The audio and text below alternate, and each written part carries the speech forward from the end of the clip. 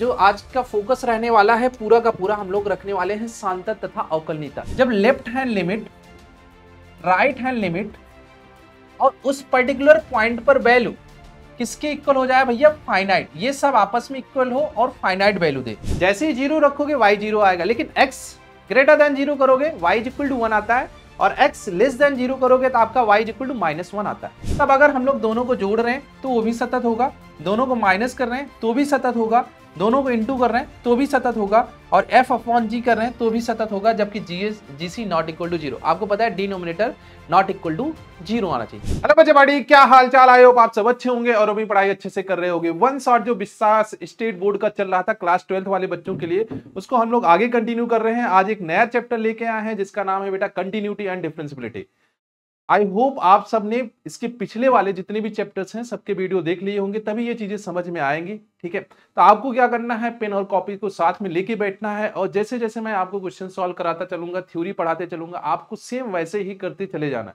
ठीक है, जब ये चैप्टर आपका पूरा का पूरा कंप्लीट हो जाएगा, देन आपको जाना है PYQ क्वेश्चंस पे। ठीक है, देखो मैक्सिमम तो मैंने यहाँ पे कवर कर लिए हैं, लेकिन जो बच गए हैं उन क्वेश्चंस को आपको खुद से कवर करने हैं। तो आपके पास कोई भी PYQ वाली बुक हो, वहां से आप क्वेश्चन को सॉल्व करना। और आपको एक चीज पता है कि जो मैथ्स में होते हैं ना, रिपीटेड क्वेश्चंस आते हैं, कि जैसे इस बार कोई क्वेश्चन पूछा गया तो अलग अलग सेट, बहुत सारे सेट होते हैं, किसी ना किसी सेट में वो पूछ लेगा। तो आपको क्या करना है, क्वेश्चंस की प्रैक्टिस करना है। बहुत सारे क्वेश्चंस ऐसे होते हैं जो डायरेक्ट पूछ लेते हैं, मैथ्स में डायरेक्ट ही क्वेश्चन पूछे जाते हैं, क्योंकि अगर उन्होंने नंबर्स चेंज किए, जैसे मान लो लिमिट का चैप्टर चल रहा है, लिमिट का अगर उन्होंने लिमिट की चेंज कर दी, 0 की जगह 3 कर दिया, 4 कर दिया, कुछ और भी कर दिया, तो हो सकता है आंसर ही ना आए। इंटीग्रेशन में भी यही रूल होता है कि इंटीग्रेशन में अगर थोड़ा सा भी छेड़छाड़ किए तो आंसर आपका नहीं आएगा। तो मैथ्स में क्या होता है, एज इट इज क्वेश्चंस आते हैं, जो आपके बुक में है वही क्वेश्चंस आपके एज इट इज आएंगे। तो आपको क्या करना है, पहले थ्योरी अच्छे से कवर करनी है, क्योंकि अगर आपकी थ्योरी अच्छे से कंप्लीट नहीं रहेगी तो आपसे क्वेश्चंस नहीं बनेंगे।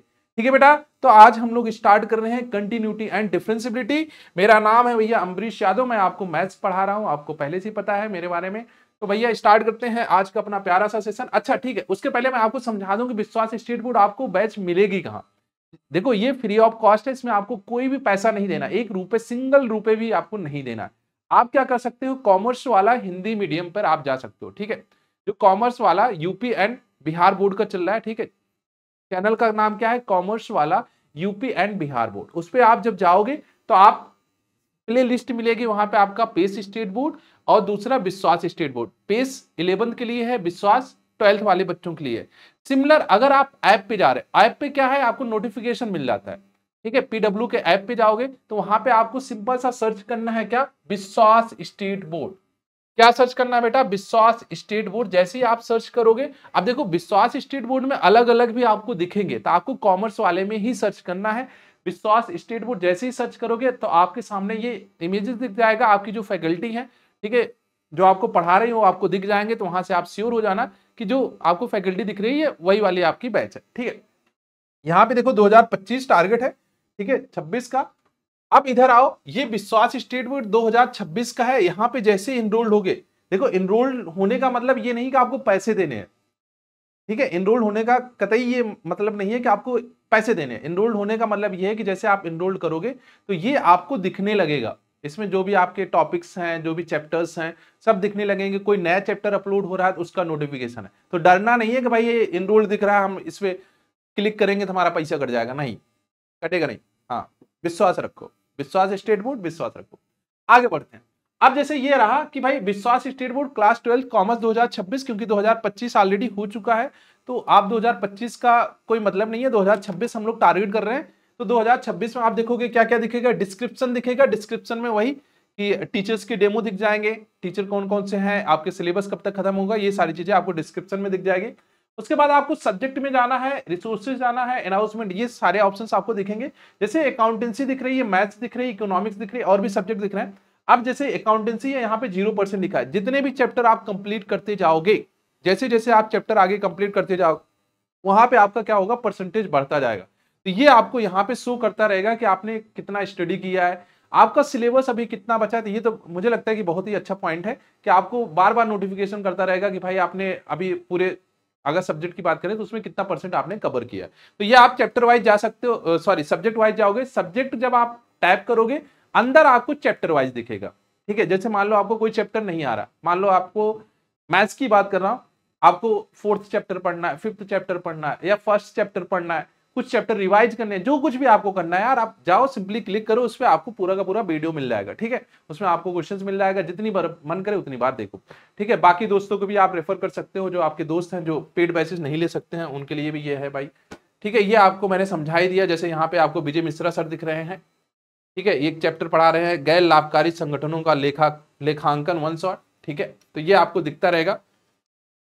उसके बाद आप यहाँ से नोट्स भी डाउनलोड कर सकते हो। सबसे अच्छी बात है, जब आपका एग्जाम टाइम आता है तो आप, क्योंकि पूरा वीडियो तो नहीं देखोगे, एग्जाम टाइम आपको रिवीजन चाहिए, तो एक तो आपके खुद के नोट्स होने चाहिए। अगर खुद के नोट्स हैं तो बेटा बहुत अच्छी बात है। अगर खुद के नोट्स नहीं है या फिर खो गए हैं तो आपको क्या करना है, वापस से आपको यहीं पे आना है और यहाँ पे आपको चैप्टर वाइज नोट्स डाउनलोड करना है और पढ़ते चले जाना है। ठीक है, बिंदास तरीके से आप पढ़ सकते हो। क्लियर है बच्चा? ये नोट्स का हो गया। अब हम लोग आते हैं परिश्रम 2.0 स्टेट बोर्ड 2026। ठीक है, जो बच्चे फ्री वाले हैं, ऑफकोर्स अगर आप फ्री में पढ़ रहे हो तो अच्छी बात है, लेकिन अगर आपको लग रहा है कि थोड़ा और डिटेल में हम लोग पढ़ें थोड़ा सा, क्योंकि भाई देखो फ्यूचर से कोई भी कंप्रोमाइज नहीं कर सकता। ठीक है, वैसे भी फीस इतनी बहुत ज्यादा महंगी नहीं है इन सब की। अगर आप कोर्स की फीस देखोगे 1999 है भाई, 2000 के आसपास की फीस पड़ रही है। तो इसका मतलब ये नहीं है कि बहुत ज्यादा है भाई, आपके करियर से कंप्रोमाइज हो जाएगा। इससे अच्छा है कि आप बैच परचेज करके पढ़ सकते हो। वैसे भी अगर आप किसी रेस्टोरेंट में जा रहे हो, 2 लोग जा रहे हो खाने में, तो 1000 रुपये आपका वैसे भी पड़ जाता है। तो बैच तो मुझे लगता है कि पूरे साल के लिए है, तो ये उतना ज्यादा नहीं है, आप अपने अकॉर्डिंग अफोर्ड कर सकते हो। हाँ, कुछ बालक ऐसे होंगे जो अफोर्ड नहीं कर पा रहे हैं, मैं ये नहीं कह रहा हूँ कि सारे बालक अफोर्ड नहीं कर सकते हैं, बट हाँ 70 to 80% बालक अफोर्ड कर सकते हैं ये बैचेस। ठीक है, और इसका भाई कितना है, 1699 है किसका, 2.0 बिहार स्टेट बोर्ड जो रनिंग है। परिश्रम 2. यूपी स्टेट बोर्ड का कितना है, 1999 है। आप देख सकते हो अभी दिवाली का ऑफर भी चल रहा है, तो हो सकता है आपको और कम में मिल जाए। ठीक है, तो आप ऐप पे जाके देख सकते हो वहां पे सारी चीजें। उसके बाद हम लोग आते हैं बोर्ड बूस्टर्स की। ठीक है, अब ये बूस्टर बैच जो है, देखो इसकी फीस कितनी है, 5999 की है, 5999 की है। और यहाँ पे भी क्या है भाई, 5999 की है, बिहार और यूपी। ठीक है, यूपी बोर्ड वाले बच्चे देख रहे हैं तो यूपी बोर्ड वालों के लिए, बिहार बोर्ड वाले बच्चे देख रहे हैं तो बिहार बोर्ड, दोनों की फीस कितनी है भाई, 5999 की है। तो इसमें क्या हो रहा है, बूस्टर बैच क्या है, जो बच्चे पहले से पढ़ लिए हैं, जिनको आप बूस्टर की जरूरत है, जिनको लग रहा है कि भाई हमने सब कुछ पढ़ लिया, प्रैक्टिस की जरूरत है, कुछ अच्छे क्वेश्चंस मिल जाते, कुछ पीवाईक्यूज मिल जाते, कुछ बढ़िया शानदार, तो हम लोग अच्छी तैयारी कर पाते। और सबसे खास बात यह है ना, बोथ लैंग्वेज में है, हिंदी और इंग्लिश दोनों में। ऐसा नहीं है कि सिर्फ हिंदी में, दोनों लैंग्वेज में है। तो कुछ बच्चे मांग भी कर रहे थे कि सर जैसे बिहार स्टेट बोर्ड है उसमें कॉमर्स इंग्लिश में भी होता है, और सिमिलर अगर हम लोग यूपी की बात करें तो दोनों लैंग्वेज में होता है, हिंदी और इंग्लिश दोनों में। तो हम लोग क्या कर रहे थे, अभी तक हिंदी पढ़ा रहे थे, अब क्या बाइलिंगुअल कर लिए हैं, तो इंग्लिश वाले के लिए भी भाई इजी हो गया।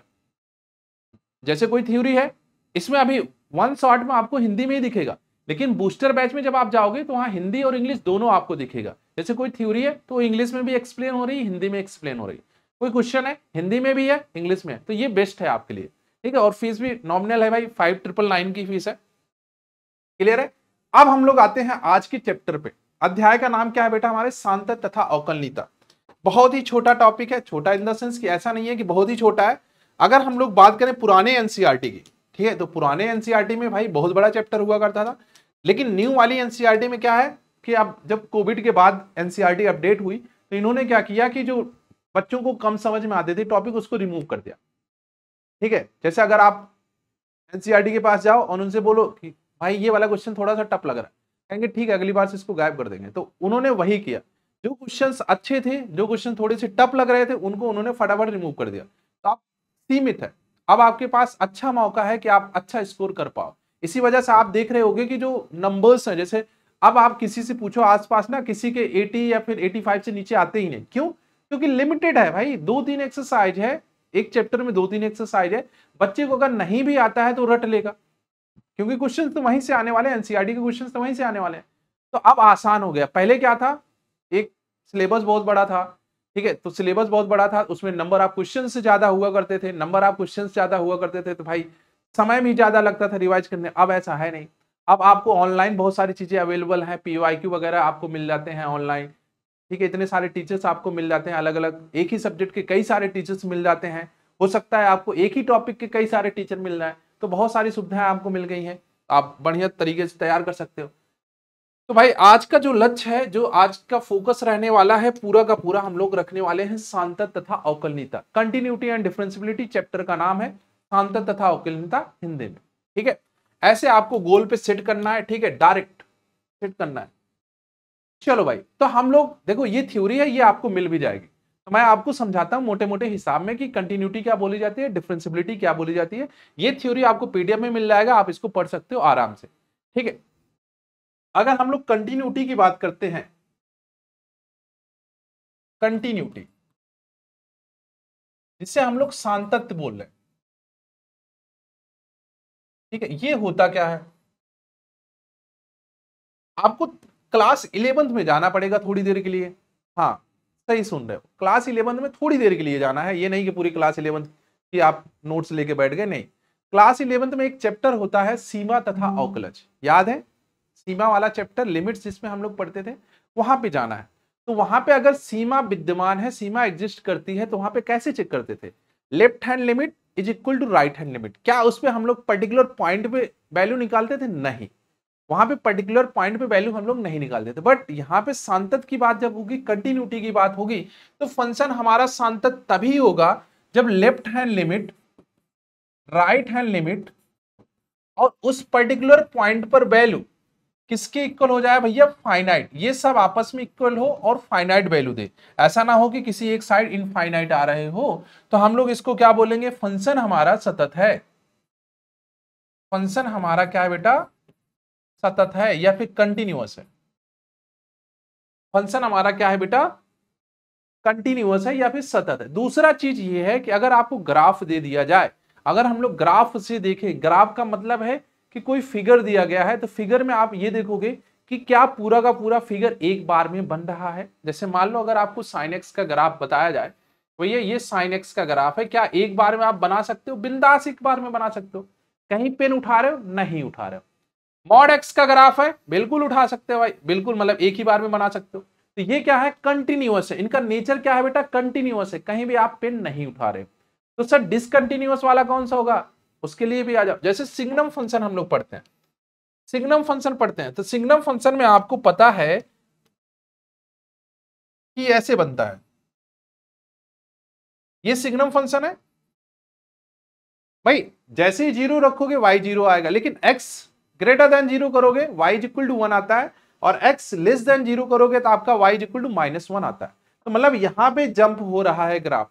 क्या यहां पे एक बार में आप बना सकते हो? नहीं, आपको पहले ये वाला पोर्शन बनाना होगा, या तो ये वाला फिर बीच वाला। मतलब आपको 2 बार पेन उठानी पड़ेगी भाई। एक बार तो आप 3 बार, एक बार आप इसको बनाओगे, फिर इसको बनाओगे, फिर इसको बनाओगे, 3 बार आपको उठानी पड़ेगी। तो डिसकंटिन्यूअस इस पे हो जाएगा। किस पे भैया? X is equal to zero पर।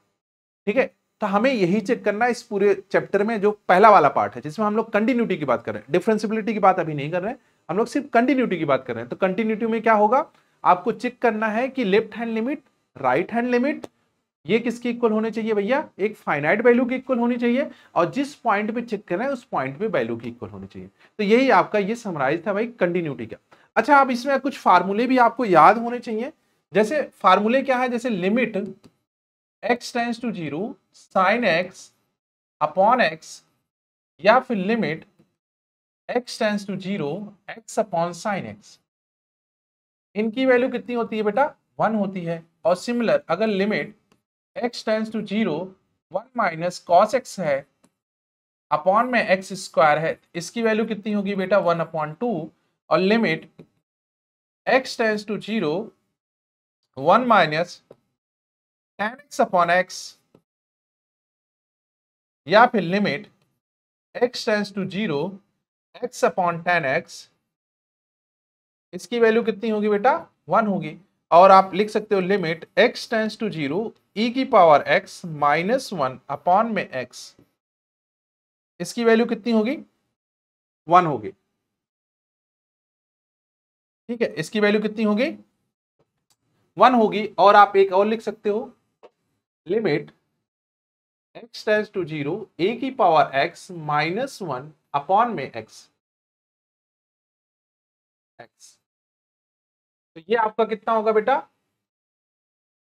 a की पावर x, ये आपका होगा ln a।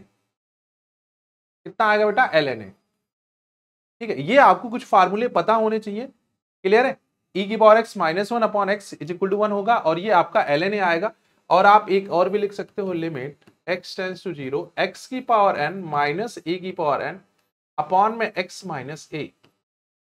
ठीक है, x माइनस a। आप यहाँ पे 0 0 रखोगे तो आपका वही बन रहा है, तो आप इसको लिखोगे n a n माइनस 1।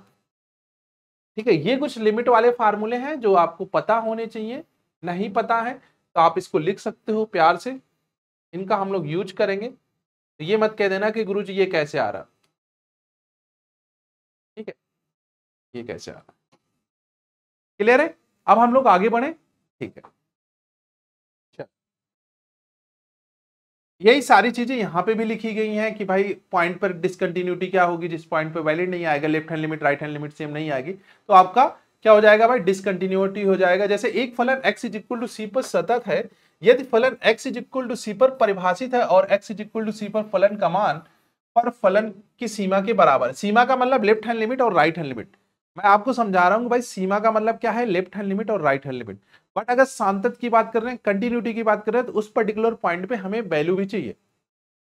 सीमा की अगर बात होगी तो लेफ्ट हैंड लिमिट और राइट हैंड लिमिट से मतलब है, बट अगर वहां पे हम लोग कंटिन्यूटी की बात करेंगे तो उस पर्टिकुलर पॉइंट पर वैल्यू भी चाहिए। तो एक नया वर्ड यूज हो रहा है, उस पर्टिकुलर पॉइंट पर वैल्यू चाहिए। ठीक है, और ये सबके सब फाइनाइट होने चाहिए, ऐसा नहीं कि इनफाइनाइट आ रहा होगा। ठीक है, तो अगर नहीं आ रहा है तो भाई सतत नहीं है, फलन सतत नहीं है, तो हम कह सकते हैं सी पर फलन असतत है। ठीक है, असंतत है या फिर डिसकंटिन्यूटी है, पॉइंट ऑफ डिसकंटिन्यूटी वही हो जाएगा। क्लियर है? अगला भाई परिभाषा 2 है, ये हमने आपको समझाई दिया भाई। लेफ्ट हैंड लिमिट ये क्या है, राइट हैंड लिमिट है। उसके बाद ये आपका क्या है, लेफ्ट हैंड लिमिट है, उस पर्टिकुलर वैल्यू के इक्वल होनी चाहिए, तो वह बिंदु उस बिंदु पर सतत होता है। अर्थात यदि f का प्रांत एकल समुच्चय है तो f एक सतत फलन होता है। ठीक है बेटा, आगे बात करें, ये मान लीजिए कि f तथा g दो ऐसे वास्तविक फलन हैं जो एक वास्तविक संख्या c के लिए सतत है।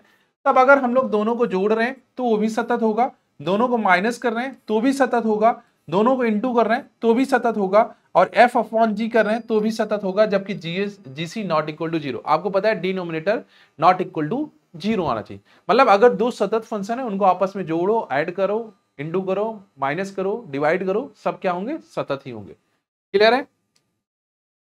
क्लियर है?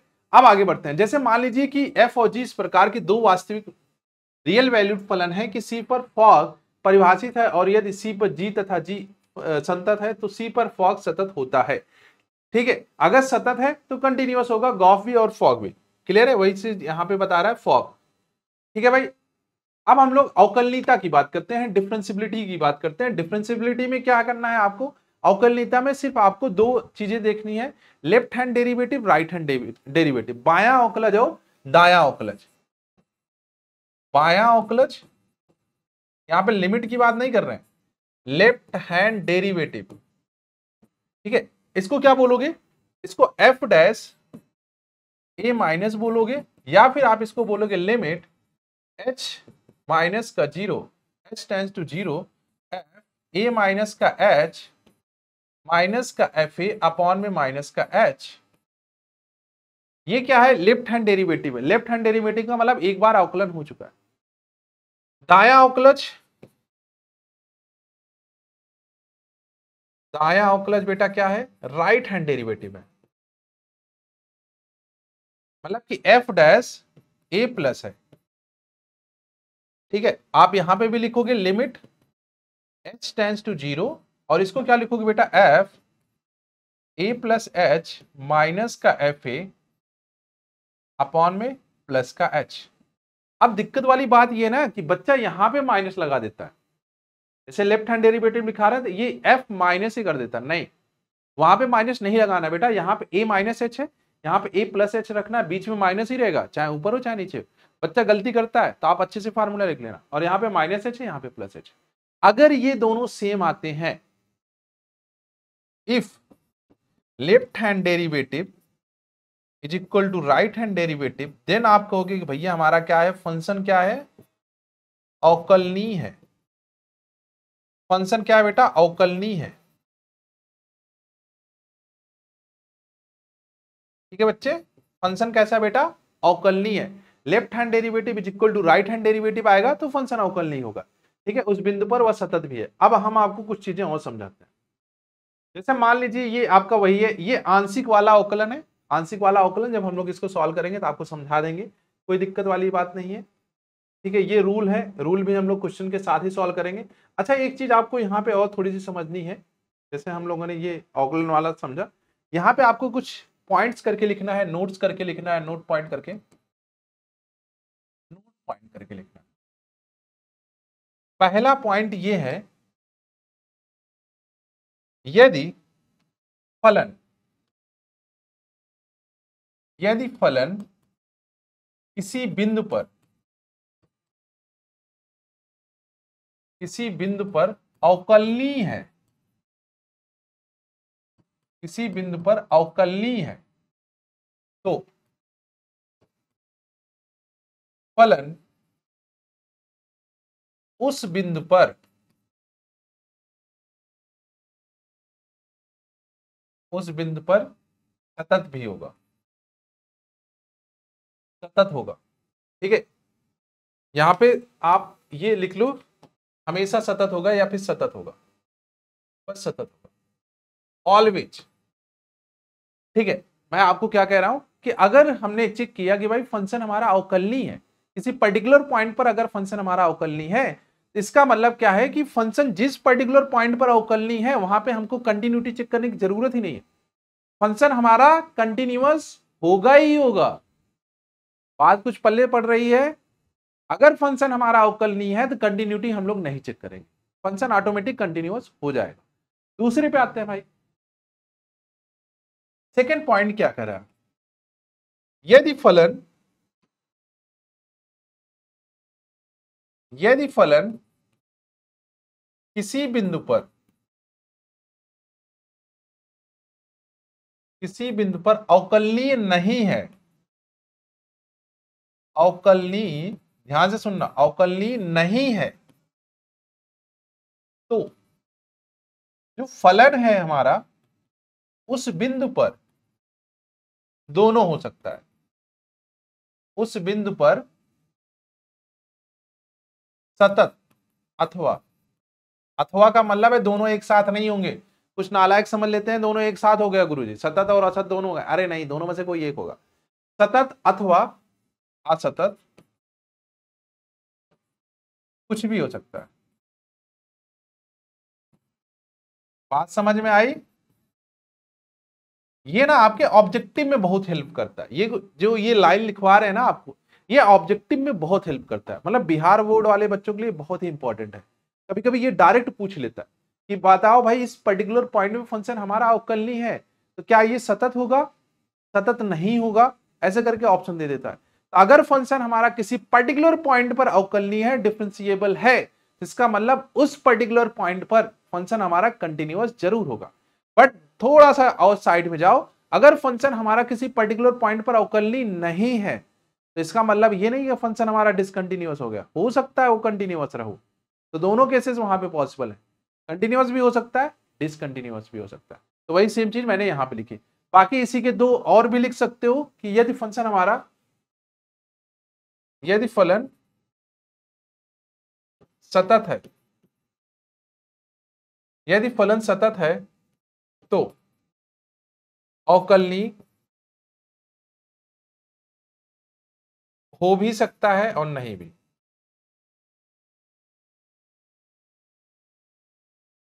और नहीं भी। ठीक है, क्लियर है? अब ठीक है, 3 पॉइंट हो गए, 3 पॉइंट हो गए, फोर्थ वाला लिख लो आप, यदि फलन डिसकंटिन्यूअस है, यदि फलन असतत है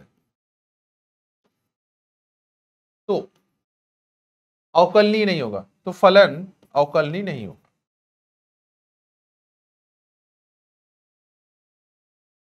ठीक है बच्चा, फलन अवकलनीय नहीं हो, क्लियर है? तो फलन हमारा अवकलनीय नहीं होगा। ये सारी चीजें आपको समझ में आ गई, ये चारों पॉइंट आपको समझ में आ गए। अब हम आपको कुछ इंपॉर्टेंट फार्मूले लिखा देते हैं अवकलन के, अवकलन के सूत्र, अवकलज के सूत्र। अब हम लोग डिफ्रेंसिएशन कर रहे हैं, ठीक है बेटा, डिफ्रेंसिएशन कर रहे हैं। तो सबसे पहले आपको जो समझना है, जैसे कहीं लिखा है D over d x of, ये डी ओवर डी एक्स क्या है, ये बता रहा है कि अवकलन करना है। जो नीचे लिखा गया है ना, जैसे डी ओवर डी एक्स लिखा है, तो जो नीचे एक्स लिखा है ना, इसका मतलब है कि हमें एक्स के रिस्पेक्ट में करना है, एक्स के सापेक्ष में करना है। बहुत बच्चों को बेसिक मीनिंग ही नहीं पता होती है। जैसे डी ओवर डी एक्स है, यहाँ पे डी ओवर डी वाई लिख देते हैं ना, तो बच्चे कंफ्यूज हो जाते हैं कि सर डी वाई तो ऊपर आता था, यहाँ पे कैसे नीचे आ गया। तो वही आपको समझा रहे हैं, जो नीचे लिखा गया डी के साथ, उसी के रिस्पेक्ट में हमको अवकलन करना है। ठीक है, ये बात ध्यान से सुनना। अगर यहाँ पे हमें लिखा है x की पावर n है, तो हम लोग इसको लिखते हैं nx n माइनस वन, मतलब कि ये पावर पहले आ जाएगी और उसमें से एक माइनस करके लिख लेंगे। ठीक है, सिमिलर अगर d over d x of x है, अगर ये दोनों सेम हो गए, जैसे यहाँ पे d ओवर डी एक्स है और यहाँ पे x है, यहाँ पे dx है, यहाँ पे dx है, तो ये 1 आ जाएगा। क्लियर है। अगर हम लोग d ओवर डी एक्स यहाँ पे कोई कांस्टेंट लिख रहे हैं, तो ये 0 आ जाएगा। कांस्टेंट है, ये क्या है, के क्या है बेटा, कांस्टेंट है, कोई भी नंबर हो, ये क्या है, कांस्टेंट है, इसका मतलब इसका डिफरेंशिएशन कितना हो जाएगा, 0 हो जाएगा। डी ओवर डी एक्स ई की पावर एक्स, इसका कितना आएगा, ई की पावर एक्स ही आएगा। डी ओवर डी एक्स ई की पावर माइनस एक्स, इसका बेटा हो जाएगा माइनस ई की पावर माइनस एक्स, माइनस ई की पावर माइनस एक्स। क्लियर है, ये हो गया। अब इसके आगे देखते हैं,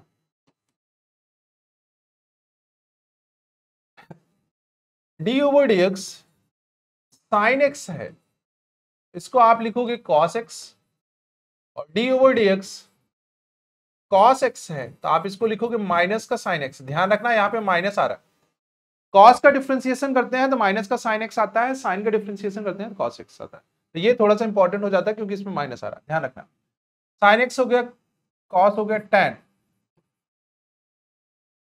टेन एक्स का भैया सेक स्क्वायर एक्स हो जाएगा, और सेक एक्स का हो जाएगा भाई sec x into tan x. उसके बाद हम लोग d over d x cot x का करेंगे, ये माइनस का कॉसेक स्क्वायर एक्स हो जाएगा। और अगर हम लोग d over d x of cosec x लिख रहे हैं, तो ये हो जाएगा माइनस का cosec x into cot x. ये 6 के 6 आपके कौन से हो गए, ट्रिग्नोमेट्रिक वाले फंक्शंस। 6 के 6 क्या हो गए बेटा, ट्रिग्नोमेट्रिक वाले फंक्शंस हो गए, इसमें आपको कोई दिक्कत नहीं होनी चाहिए। D over d x sine x, D over cos x, और ये समथिंग समथिंग समथिंग। ठीक है, आगे भी है भाई। अगर हम लोग लॉग एक्स लिख रहे हैं, ये क्या है बेटा, लॉगरिथम वाला, तो ये 1 अपॉन एक्स होगा। और डी ओवर डी एक्स अगर हम लोग ए की पावर एक्स कर रहे हैं, तो ये हो जाएगा बेटा ए की power x ln a, ln a। ठीक है, log x का डिफरेंशिएशन 1 अपॉन एक्स, ए की पावर एक्स का ए की पावर एक्स ln a। यहां पे देखो e की पावर x का डिफरेंशिएशन e की पावर x, e की पावर माइनस एक्स का डिफरेंशिएशन e की पावर माइनस एक्स। ठीक है, यहां तक कुछ और भी लिख लो भाई। D over d x inverse वाले फंक्शन साइन इनवर्स x का, ये कितना हो जाएगा, 1 अपॉन रूट के अंदर 1 माइनस का x square.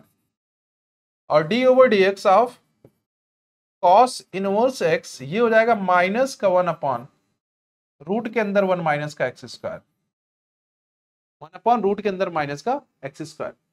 tan inverse x का क्या होगा भाई,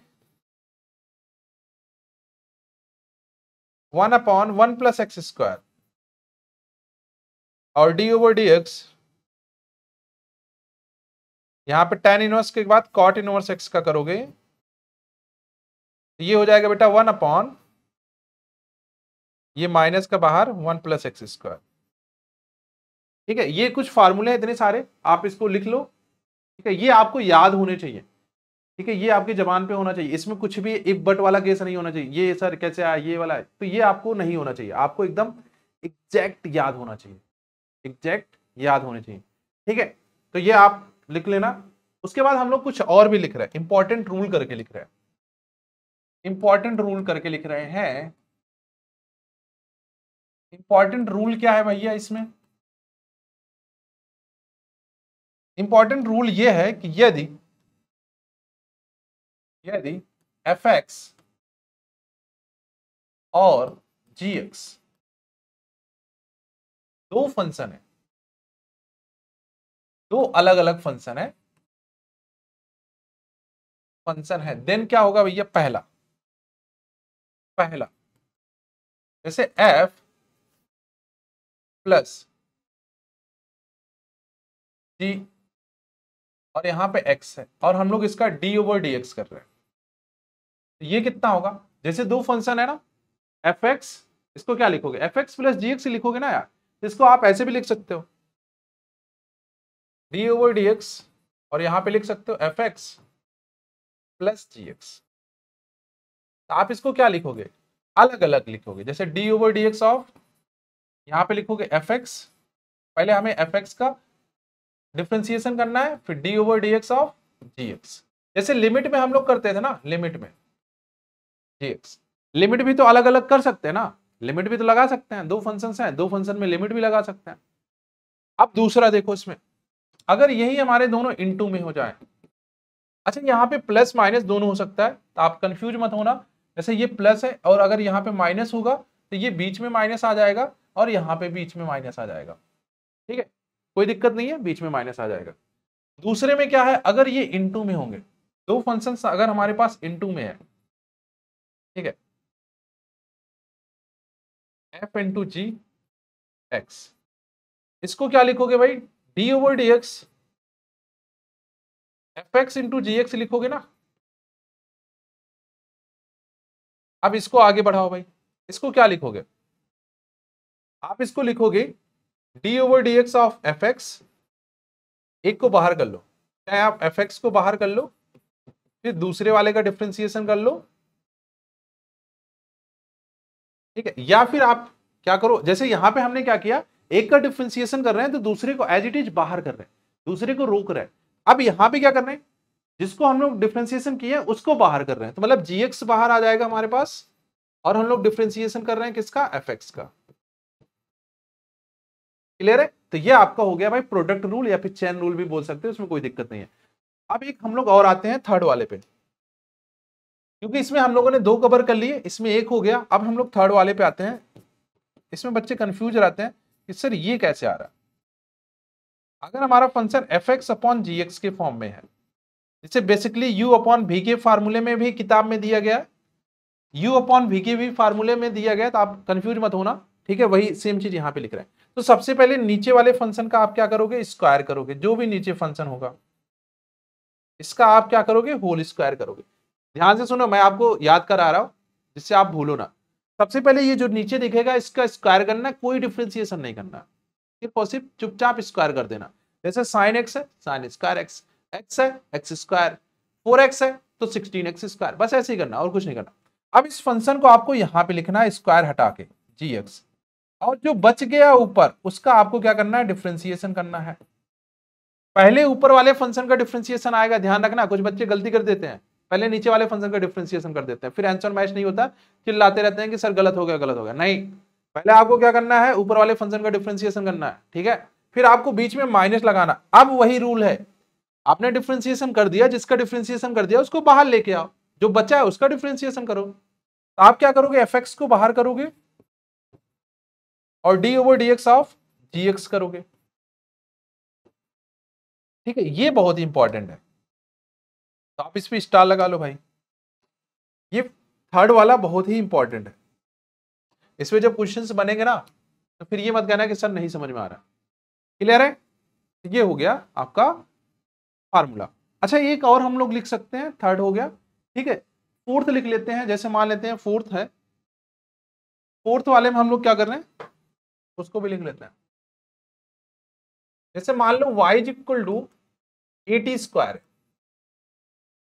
और x इज इक्वल टू 80 है, देन आपको पूछ रहा है भैया, देन आपको पूछ रहा है कि dy ओवर dx बताओ, ठीक है, ये आपसे पूछ रहा है dy ओवर dx बताओ। तो आपको क्या करना है, जैसे यहां पे देखो t है, यहां पे t है, तो दोनों को हम लोग क्या करेंगे, t के रिस्पेक्ट में डिफरेंशिएशन करेंगे। यहां पे क्या लिखोगे, t के रिस्पेक्ट में, t के सापेक्ष अवकलन करोगे, ठीक है, ये क्वेश्चन पूछा जाता है इसलिए मैं आपको बता रहा हूं। टी के सापेक्ष अवकलन कर रहे हैं, तो d y over d t हो जाएगा, और ये कितना हो जाएगा बेटा 280 हो जाएगा। इतना तो डिफरेंशिएशन आता है क्योंकि 11th में आपने पढ़ा होगा इसको। इसको भी आप लिखो दोनों तरफ x के सापेक्ष अवकलन, तो ये dx ओवर dt होगा, और ये कितना हो जाएगा बेटा सिर्फ और सिर्फ a आएगा, क्योंकि t का अवकलन करोगे 1 आएगा। अब आपको ऐसे क्या करना है कि dy ओवर dx आ जाए, तो जब आप dy ओवर dx लिखोगे ना, जैसे dy ओवर dx हमें फाइंड आउट करना है, तो ऊपर क्या होना चाहिए dy, तो मतलब आप लिखोगे dy ओवर dt, क्योंकि भैया यहाँ पे dt नहीं दिख रहा है, इसका मतलब इसको उल्टा करके लिखना है, आप लिखोगे इसको dt ओवर dx।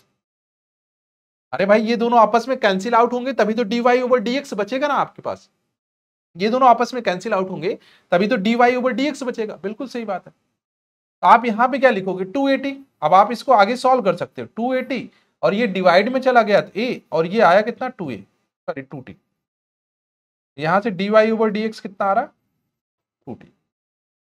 क्लियर है? तो आप इसको एज ए फार्मूला लिख सकते हो, एज ए रिजल्ट नहीं।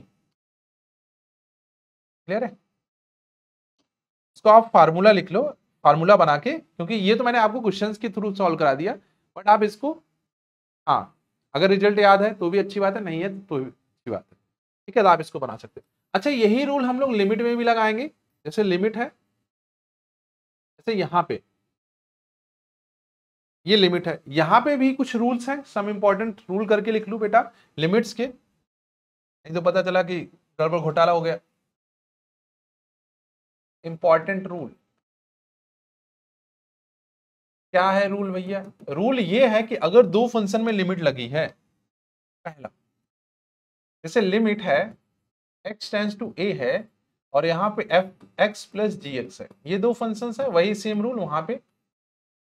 तो यहाँ पे आप क्या लिख सकते हो, यहाँ पे आप लिख सकते हो limit x tends to a f(x), इनकी लिमिट अलग अलग कर सकते हो, और ये gx लिख सकते हो। ठीक है, सिमिलर दूसरा वाला अगर हम लोग माइनस करके लिखें, limit x tends to a f(x) minus का gx, ये है हमारे पास।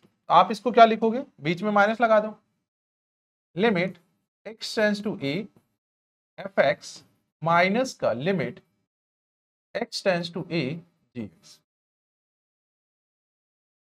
क्लियर है? अब अगर इनटू में हो सकता है, इनटू में आए, तो limit x tends to a, ये f(x) इंटू gx है।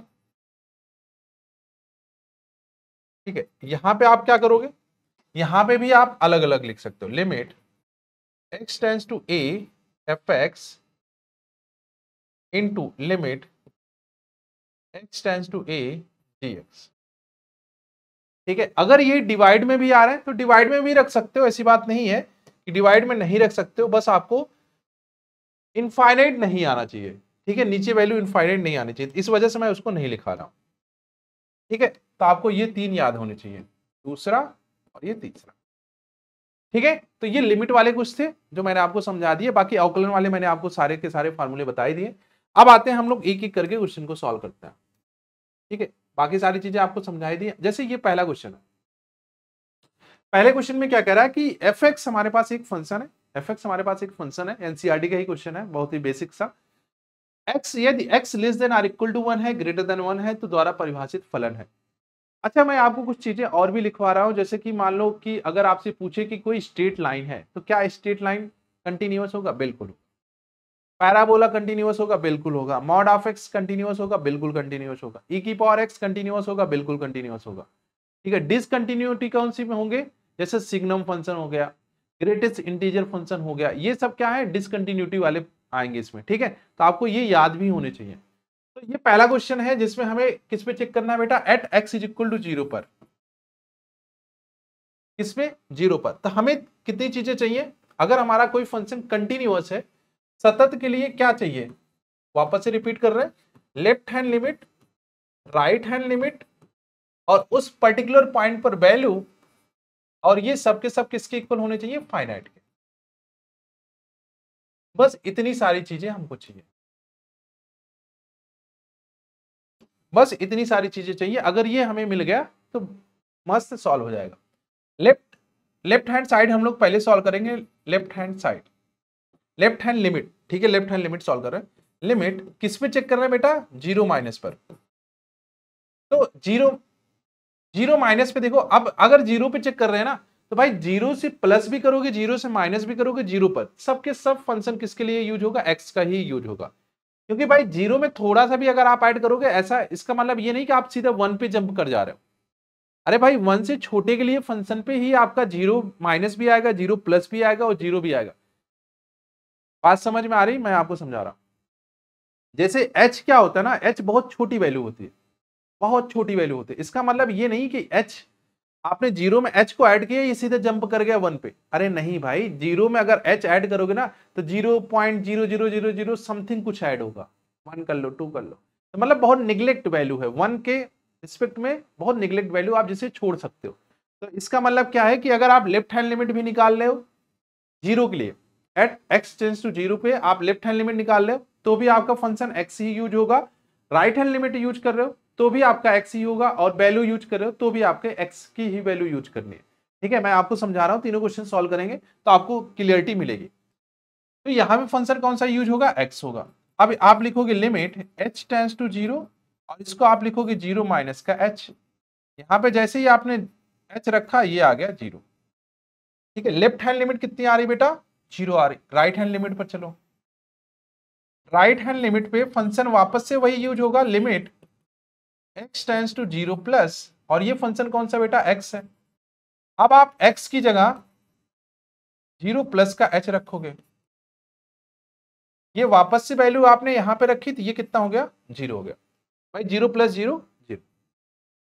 आगे वैल्यू चेक करो, वैल्यू वैल्यू मैंने बताया था आपको f0 निकालना है, तो आप यहां पे x वाला फंक्शन रखोगे तो x का मतलब जीरो आ रहा है, तो मतलब वैल्यू भी आपकी कितनी आ रही, जीरो आ रही। तो आप यहां पे एक स्टेटमेंट लिखोगे, चूंकि left hand limit, right hand limit और ये f0 पे ही तो हम लोग निकाल रहे हैं, ये सबके सब क्या आ रहा है बेटा, जीरो आ रहा है। जीरो क्या है, एक फाइनाइट वैल्यू है। इनफाइनाइट का मतलब है कि आखिरी में इनफाइनाइट आना चाहिए किसी तरफ, तो ये तो एक फाइनाइट वैल्यू है। क्योंकि ये भैया इसके इक्वल है, अतः x is equal to zero पर फलन, फलन का मतलब fx, ये स्टेटमेंट लिखोगे, ऐसे ही पूरे नंबर मिलते हैं। fx क्या है, सतत है,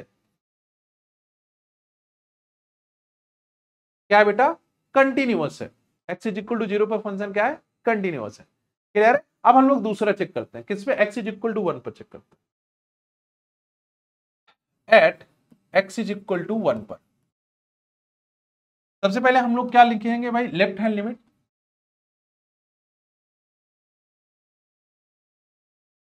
लिमिट ध्यान से सुनो, यहां पे x टेंस टू हम लोग वन माइनस लिख रहे हैं। पिछले पे हम लोगों ने जीरो पे चेक किया था तो जीरो माइनस लिखा, जीरो पे चेक किया था जीरो माइनस लिखा। यहां पे क्या कर रहे हैं, वन पे चेक कर रहे हैं तो वन माइनस कर रहे हैं। जब भी लेफ्ट हैंड लिमिट निकालते हैं ना, तो जो वैल्यू होती है उसमें से थोड़ा सा पीछे जाते हैं, और राइट हैंड लिमिट में उससे थोड़ा सा आगे जाते हैं। जैसे जीरो पे हम लोग राइट हैंड लिमिट निकाल रहे थे, जीरो प्लस कर रहे थे, लेफ्ट हैंड लिमिट निकाल रहे थे, जीरो माइनस कर रहे थे। अब हम लोग चेंज कर दिए, वैल्यू को चेंज किए, वन कर दिए। वन पे जब हम लोग पीछे की साइड जाएंगे तो वन माइनस, और आगे जाएंगे तो राइट हैंड साइड जाएंगे तो वन प्लस। ठीक है, इतनी बात समझ में आ रही। फंक्शन कौन सा यूज होगा, ये सबसे इंपॉर्टेंट है। पिछले में भैया ये जीरो था, लेकिन यहाँ पे x वन से छोटा या फिर वन के बराबर के लिए फंक्शन हमारा x यूज हो रहा है। तो आप क्या लिखोगे, अगर x हमारा वन से छोटा या फिर वन के बराबर है तो फंक्शन हम लोग x यूज करेंगे। यहां पे क्या है, वन से छोटा है, x की वैल्यू किसकी तरफ जा रही, वन से छोटे की तरफ जा रही, इसका मतलब फंक्शन कौन सा यूज होगा, x यूज होगा। आप लिखोगे लिमिट, अब तो आपको आसान ही लग रहा होगा, h tends to zero, one minus का h, और आपने ये वैल्यू यहां पे रख दी तो ये आ गया जीरो। लेफ्ट हैंड लिमिट कितनी आ रही बेटा, जीरो आ रही। आगे बढ़ो, राइट हैंड लिमिट हम लोग सॉल्व कर, राइट हैंड लिमिट, तो राइट हैंड लिमिट में क्या लिखोगे, लिमिट x टेंड्स टू, अब जैसे राइट हैंड लिमिट वन पे चेक कर रहे हैं तो वन प्लस कर रहे हैं, यहां पे वन माइनस किया था लेफ्ट हैंड लिमिट के लिए, यहां पे one plus right hand limit के लिए। फंक्शन कौन सा यूज होगा भैया, वन से बड़ी वैल्यू के लिए, वन से बड़ी ये पाई, फंक्शन लेना समझ में आ रहा है? ये जेई में भी क्वेश्चन आता है इस टाइप के, तो बढ़िया प्यारा क्वेश्चन है। क्लियर है? तो हम लोग यहाँ पे केवल और केवल लिखेंगे 5, क्योंकि यहाँ पे 5 आ रहा है, 5 एक कांस्टेंट है। ठीक है, x तो आ ही नहीं रहा था, हम लोग वैल्यू रख के क्या करेंगे, इसकी डायरेक्ट वैल्यू कितनी आएगी, 5 आएगी। राइट हैंड लिमिट कितनी आ रही, 5 आ रही। क्या हमें फंक्शन की वैल्यू चाहिए? सच सच बताओ, क्या अभी हमें फंक्शन की वैल्यू चाहिए? नहीं सर, नहीं चाहिए। क्यों नहीं चाहिए? क्योंकि भैया यही दोनों सेम नहीं है, लेफ्ट हैंड लिमिट और राइट हैंड लिमिट सेम नहीं है, तो हम अननेसेसरी वैल्यू की तरफ नहीं भागेंगे। वैल्यू भी हम लोग निकाल के चेक करें किसके इक्वल आ रहा। अरे नहीं भाई, जब ये दोनों इक्वल होते देन हम लोग आगे बढ़ते। ये दोनों खुद ही आपस में इक्वल नहीं है, तो आप लिखोगे चूंकि left hand limit not equal to right hand limit, इसलिए अतः x इज इक्वल टू 1 पर फंक्शन या फिर फलन x इज इक्वल टू 1 पर फलन fx सतत नहीं है, संतत नहीं है या फिर डिसकंटिन्यूअस। ठीक है, सतत नहीं है। अच्छा, आपसे कभी कभी ये पूछेगा ना, डिसकंटिन्यूटी वाला पॉइंट कौन सा? अगर कोई थोड़ा सा एग्जामिनर क्वेश्चन को थोड़ा सा अच्छा बनाए, आपसे थोड़ा सा लेवल अच्छा कर दे एग्जाम में, तो आपसे पूछ सकता है कि भाई डिसकंटिन्यूटी वाला पॉइंट कौन सा है। तो आप हमेशा ध्यान रखना, डिसकंटिन्यूटी वाली पॉइंट कहां पे चेक करना है, जिसपे ये लिमिट ब्रेक हो रही हो। जैसे यहाँ पे 1 पे ब्रेक हो रही है, 1 पे, आपको इसी पे चेक करना है। अगर इस पे मिलेगा तो डिसकंटिन्यूटी वाली पॉइंट है, अगर नहीं मिलेगा तो पूरा ग्राफ आपका कंटिन्यूअस होगा। ध्यान रखना, जैसे हम लोग अगर 2 पे चेक करेंगे ना, ये वापस से आपका कंटिन्यूअस आ जाएगा। 2 पे चेक करोगे वापस से कंटिन्यूअस आ जाएगा। क्यों? क्योंकि सिर्फ 5 ही यूज होगा। आप लेफ्ट हैंड लिमिट निकालो, राइट हैंड लिमिट निकालो, वैल्यू निकालो, सब 5 ही होगा, क्योंकि वहां पे x तो दिख ही नहीं रहा, 2 पे तो कुछ ब्रेक ही नहीं हो रहा। तो x इज इक्वल टू 2 पर भी क्या है, सतत है। किस पे सिर्फ डिसकंटिन्यूअस है? सिर्फ और सिर्फ आपका x इज इक्वल टू 1 पर फलन आपका सतत नहीं है। चलो मैं आपको इसका तीसरा वाला भी पार्ट बता देता हूं। कौन सा भैया? At x is equal to 2 पर। तो सबसे पहले हम लोग लेफ्ट हैंड लिमिट निकालेंगे। लेफ्ट हैंड लिमिट रूल तो वही है, limit x tends to 2 minus. अब फंक्शन यहां पे सिर्फ और सिर्फ 5 यूज होगा, ये 5 आ गया। Right hand limit, right hand limit limit x tends to 2 plus, ये वापस से 5 आएगा, और आप यहां पे वापस से कितना बोलोगे भैया, 5 आ रहा है। फिर आप वैल्यू चेक करोगे, वैल्यू, वैल्यू का मतलब कितना बेटा, f2, तो ये आपका फिर से वही फंक्शन आ जाएगा। एक सेकेंड, हाँ 5 ही आएगा, क्योंकि x ग्रेटर देन 1 के लिए सबके लिए एक ही फंक्शन यूज हो रहा है। अब आप यहां पे लिखोगे चूंकि, चूंकि left hand limit, right hand limit, और भैया वैल्यू किस पे, f2 पर, ये सबके सब क्या आ रहे हैं, फाइनाइट आ रहे हैं, सबके सब फाइनाइट आ रहे हैं। अतः हमारा फंक्शन क्या है भाई, x इज इक्वल टू 2 पर सतत है। अतः फलन fx x is equal to 2 पर सतत है, संतत है। ठीक है, तो पहला क्वेश्चन आपको अच्छे से समझ में आ गया होगा। इसी टाइप के क्वेश्चन आपसे पूछेगा। ठीक है, ऐसा नहीं कुछ बहुत अजीब सा पूछ ले, ऐसे ही पूछेगा, नॉर्मल क्वेश्चन ऐसे ही आपसे पूछेगा। ठीक है बेटा, तो x इज इक्वल टू 2 पर क्या है बेटा, संतत है। क्लियर है? चल अगले पे चलते हैं। अब जैसे ये वाला क्वेश्चन है, f के सभी असंतत बिंदुओं की ज्ञात कीजिए जबकि f निम्नलिखित प्रकार से। मैंने आपको बताया डिसकंटिन्यूटी वाला पॉइंट जब भी चेक करना हो तो आपको लिमिट चेक करनी है कहां पे ब्रेक हो रही है। 2 पे चेक कर लो, बस काम बन जाएगा। तो आप 2 पे चेक करो, at x is equal to 2 पर सबसे पहले लेफ्ट हैंड लिमिट लिखोगे, limit x tends to 2 minus, 2 से हम लोग पीछे की साइड जा रहे हैं, 2 से पीछे के लिए फंक्शन हमारा ऊपर वाला यूज होगा, x upon mod of x, x upon mod of x। अब यहां पे आपको वैल्यू रखनी है, लिमिट h टेंड्स टू 0, और ये x है अपॉन में, सॉरी x की जगह आप रख दो 2 माइनस का h, अपॉन में ये कितना है, मॉड ऑफ 2 माइनस h। अभी मैंने आपको समझाया था, जो ये h वाली वैल्यू है बहुत छोटी वैल्यू है, बहुत छोटी वैल्यू है।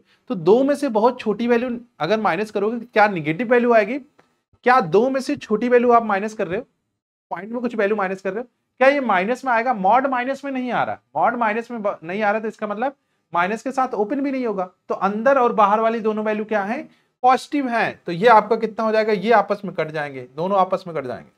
यहां पे कितना आ रहा? लेफ्ट हैंड लिमिट कितनी आ रही बेटा? 1 आ रही। अब हम लोग राइट हैंड लिमिट की तरफ चलते हैं। राइट हैंड लिमिट पे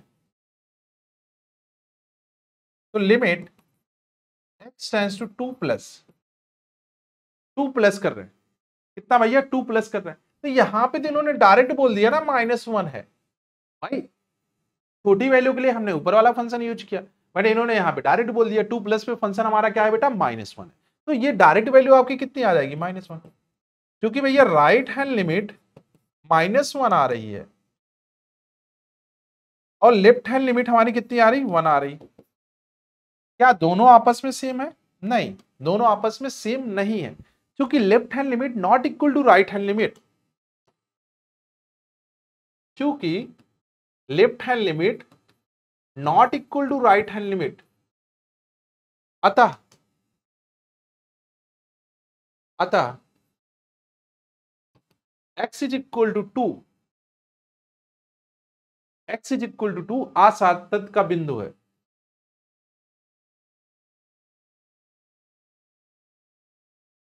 बिंदु है, ठीक है। क्यों भैया? क्योंकि सेम नहीं आ रहा, ठीक है। ये इसका प्रॉपर मेथड है। अब आप वैल्यू मत निकालने बैठ जाना कि वैल्यू क्या आएगी। अरे वैल्यू क्यों निकालना भाई, जब दो पहले स्टार्टिंग में सेम नहीं आ रहे तो तीसरे की हमें जरूरत ही क्या पड़ रही? हम लोग यहीं पे कंक्लूजन पे पहुंच जा रहे हैं। इसका मतलब क्या है? x इज इक्वल टू 2 पर आसंत का बिंदु है, मतलब डिसकंटिन्यूअस है। किस पे? x इज इक्वल टू 2 पर। क्लियर है? हाँ, मुझे उम्मीद है कि आपको चीजें समझ में आ रही होंगी। फिर से इन्होंने बोला कि f के सभी आसंत के बिंदुओं को ज्ञात कीजिए, जबकि f निम्नलिखित प्रकार से परिभाषित। जब भी इस टाइप के क्वेश्चन पूछे तो आपको देखना है किस पे ब्रेक हो रहा है। किस पे ब्रेक हो रहा है बेटा? 2 पे। तो 2 पे ही चेक करते हैं। At x is equal to 2, तो सबसे पहले आप लेफ्ट हैंड लिमिट निकालोगे। Limit x tends to 2 minus, ये तो अभी तक आपको याद हो जाना चाहिए, अच्छे से समझ में आ जाना चाहिए। 2 से छोटी वैल्यू के लिए फंक्शन कौन सा यूज होगा? x क्यूब माइनस का 3। तो आपको कुछ नहीं करना है, बस h टेंड्स टू 0 रखना है और यहाँ पे 2 माइनस h का क्यूब करना है और माइनस का 3 रखना है बस। जैसे आप यहाँ पे h की वैल्यू 0 रखोगे तो ये कितना आएगा? 2 का क्यूब माइनस का 3 और ये आ गया 5। तो भाई लेफ्ट हैंड लिमिट कितनी आ रही बेटा? 5 आ रही। लेफ्ट हैंड लिमिट यहां से कितनी आ रही? 5 आ रही। अब हम लोग चलते हैं राइट हैंड लिमिट के पास। राइट हैंड लिमिट निकालते हैं। Limit x tends to 2 plus, function कौन सा यूज होगा? नीचे वाला, एक्स स्क्वायर प्लस 1। ये तो आप यहां पे लिखोगे लिमिट h टेंड्स टू 0, बड़ा ब्रैकेट लगा दो भैया, 2 प्लस का h इसका होल स्क्वायर प्लस का 1, क्योंकि 1 तो कांस्टेंट है, यहाँ पे कोई चेंज होने वाला नहीं है। आप यहाँ पे वैल्यू रख दो, ये कितना आएगा? 0 और ये 2 का स्क्वायर 4 प्लस का 1 5, क्योंकि भैया राइट हैंड लिमिट भी 5 आ रही है और लेफ्ट हैंड लिमिट भी आपकी 5 आ रही। अब हमें वैल्यू निकालना कंपलसरी हो जाता है, अगर वैल्यू भी सेम आ गई, क्योंकि फाइनाइट तो है ही, 5 क्या है? एक फाइनाइट नंबर है। तो अब हमें क्या निकालना है? एक वैल्यू निकालनी है। अगर वैल्यू भी सेम आ गया तो हम लोग बोल देंगे सभी पॉइंट के लिए ये कंटिन्यूअस फंक्शन है। ठीक है, अब आ जाओ वैल्यू किस पे? F2 पर। F2 पे वैल्यू कौन सा देगा? ऊपर वाला फंक्शन देगा। अरे भाई ये रहा ना, इक्वल का साइन ऊपर वाले में बन रहा है, तो आप ऊपर वाले में रखोगे 2 की पावर 3 माइनस का 3, तो ये 8 माइनस का 3, ये आएगा आपका 5। तो F2 कितना आ गया? 5 आ गया। अब आप यहां पे लिखोगे चूंकि, चूंकि स्टेटमेंट जरूर लिखना, ठीक है, फाइनल एग्जाम में भी स्टेटमेंट जरूर लिखना, तभी अच्छा लगेगा। और साफ साफ लिखना, राइटिंग ऐसे लिखना, ये नहीं कि हाँ लिपापोती कर दिए। क्योंकि left hand limit, right hand limit और वैल्यू F2 ये सब के सब किसके इक्वल है? 5 के। अतः इन्होंने क्या बोला था? असांतत। अतः फलन fx का कोई भी बिंदु असांतत का नहीं है।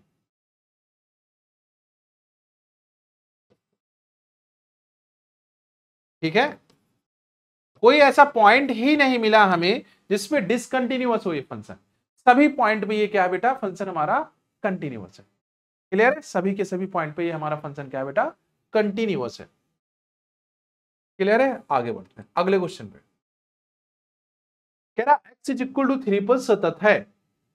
अगर इन्होंने खुद बोल दिया भैया x इज इक्वल टू 3 पर सतत है, तो फिर बात ही क्या है, हम लोग वैल्यू निकाल लेंगे, लेफ्ट हैंड लिमिट निकाल लेंगे, सबको इक्वल कर देंगे। तो सबसे पहले हम लोग क्या कर रहे हैं, at x is equal to 3 पर लेफ्ट हैंड लिमिट सॉल्व कर रहे हैं। Limit x tends to 3 minus, function कौन सा होगा 3 से छोटे के लिए ax प्लस 1, यहां पे आप वैल्यू रख दो, limit h tends to 0 a 3 minus का h प्लस का 1, और आपने यहां पे जैसे ही वैल्यू h की 0 रखी तो ये आया 3a प्लस का 1। ये लेफ्ट हैंड लिमिट आ गई। लेफ्ट हैंड लिमिट कितनी आ रही बेटा, 3a प्लस का 1 आ रही। राइट हैंड लिमिट हम लोग सॉल्व करते हैं। राइट हैंड लिमिट फंक्शन ये नीचे वाला यूज होगा, limit x tends to 3 plus function नीचे वाला bx plus 3, limit h tends to 0, आप इसको बड़े ब्रैकेट में रखो, b 3 प्लस का h प्लस का 3, यहां पे आप वैल्यू रख दो, ये h टेंड्स टू 0 रख दो, तो ये कितना आ रहा 3b प्लस का 3, ये राइट हैंड लिमिट आ गया। चूंकि चूंकि चूंकि हाँ चूंकि इन्होंने खुद बोला है फंक्शन हमारा कंटिन्यूअस है, तो आप लिखोगे चूंकि x इज इक्वल टू 3 पर fx क्या है बेटा, सतत है, संतत है, इसलिए left hand limit equal to right hand limit equal to f3, और ये आएगा आपका फाइनाइट।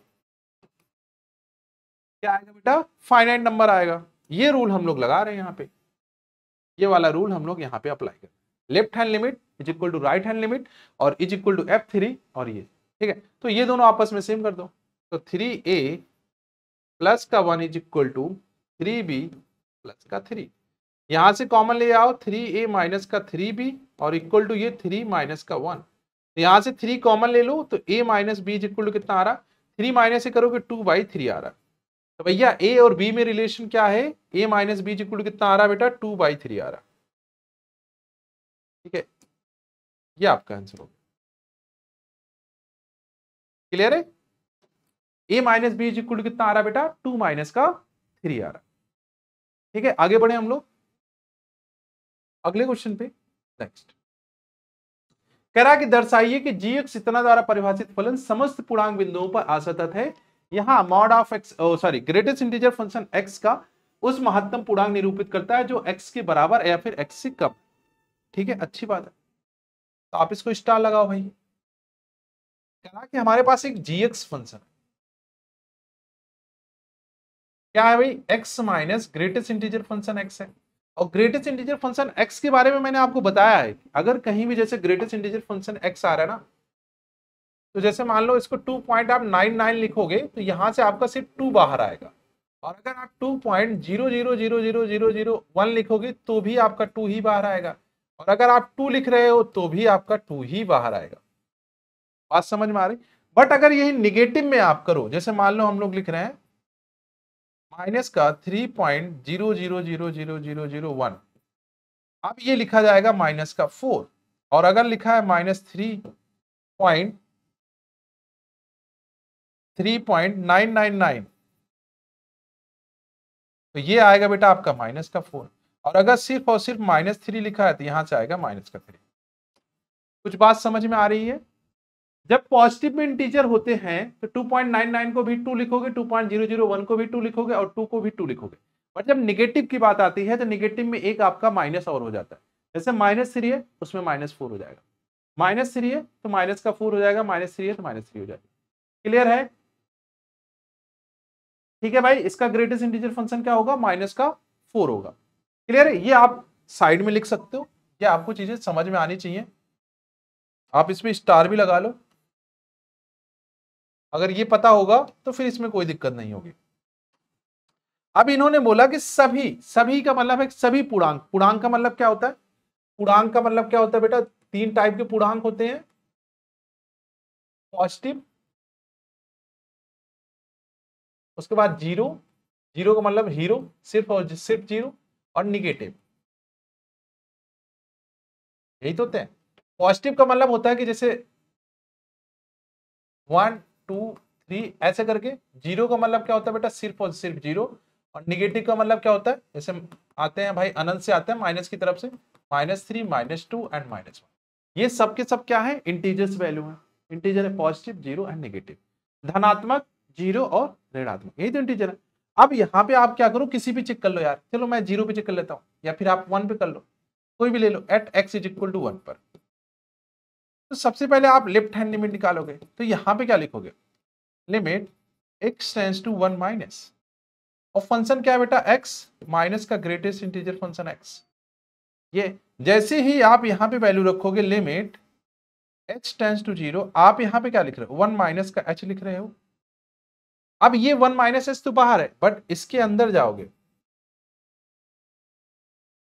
अब यहां पे आपको दिमाग लगाने वाली बात, जैसे ये 1 माइनस एच है, 1 से छोटी वैल्यू है, और 1 से छोटी वैल्यू के लिए इंटीजर फंक्शन आपका 0 होगा। ग्रेटेस्ट इंटीजर फंक्शन 1 से छोटी वैल्यू 1 है, 1 से थोड़ा सा भी आप जरा सा भी पीछे गए तो 0.99999 की तरफ पहुंच गए, तो 0.999 का मतलब क्या है? इंटीजर वैल्यू कितनी आने वाली है? 0 आने वाली। तो ये पूरा का पूरा क्या हो जाएगा? ये आपको अच्छे से समझना है। ये कितना हो जाएगा बेटा? 0 हो जाएगा। कितना हो जाएगा? 0 हो जाएगा। और यहां पे आप 0 रख सकते हो। पहले आप वैल्यू मत रख देना, लिमिट h टेंड्स टू 0, ये 1 माइनस का h। अब आप यहां पे 0 रख दो, तो ये आ जाएगा 1। यहां पे लेफ्ट हैंड लिमिट कितनी आ रही बेटा? 1 आ रही। ठीक है, लेफ्ट हैंड लिमिट कितनी आ रही? 1 आ रही। आगे बढ़ो,